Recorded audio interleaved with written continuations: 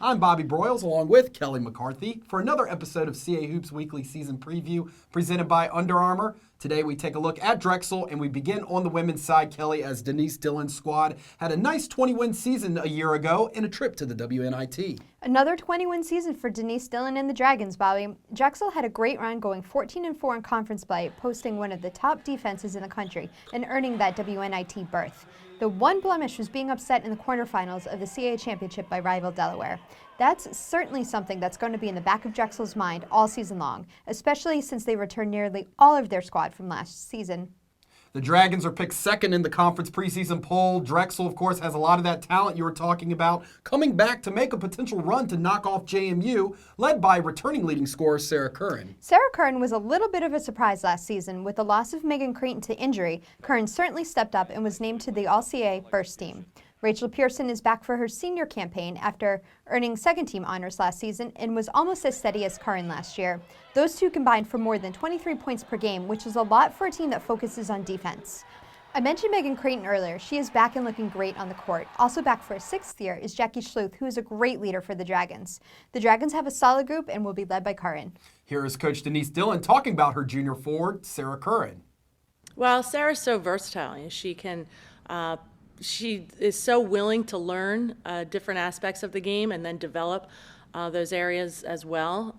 Coming in as a freshman, she was more of a post player just because of her size in high school, but the way her team played in high school gave her some understanding of what we would do. And then we were able to develop some different guard skills with her, with her efforts. And she just continues to learn. And I like her mentality. You often see a player as a sophomore, she was named first team all conference, and sometimes that's a lot of pressure for her coming into her junior year. But in Sarah's case, I think it's given her a lift in confidence instead. And with that, she's just really stepping on the floor and being more of a vocal leader and leading by example, as she has always done. So I'm liking Sarah's growth, and I'm really looking forward to this season with her. Now, as we take a look at the Drexel men's team, we bring back Rob Washburn. And Rob, the headline for the Dragons is the return of several key players who missed all or parts of last season due to injury. Yeah, Drexel suffered through one of the worst injury situations I can remember a year ago, playing games with only 6 or 7 healthy bodies at times. Now, despite that, they were able to go 9-9 in the CAA to extend their streak of finishing 500 or better in the league to 7 consecutive years.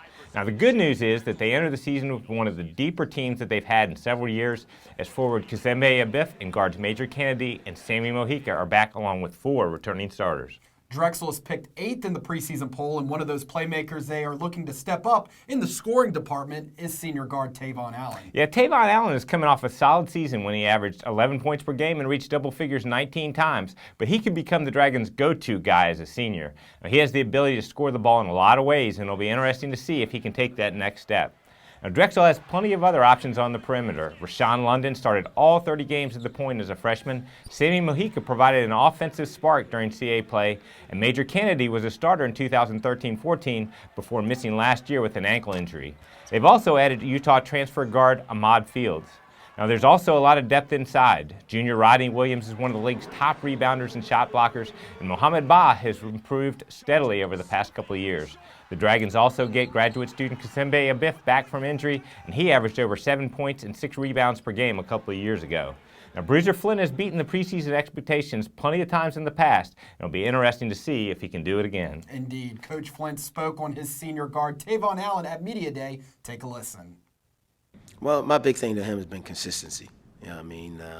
Although he scored a lot of points, he's 2 one game, 20 the next. So hopefully he can be consistent. If he's a consistent player, he's had good enough talent to be one of the better players in the league.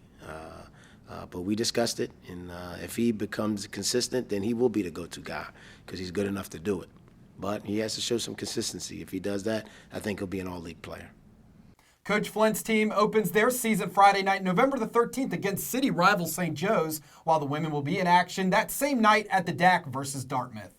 CA Hoops Weekly Season Preview presented by Under Armour continues tomorrow as Rob, Kelly, and I will take a look at the Elon Phoenix as they prepare for their second season in the CAA.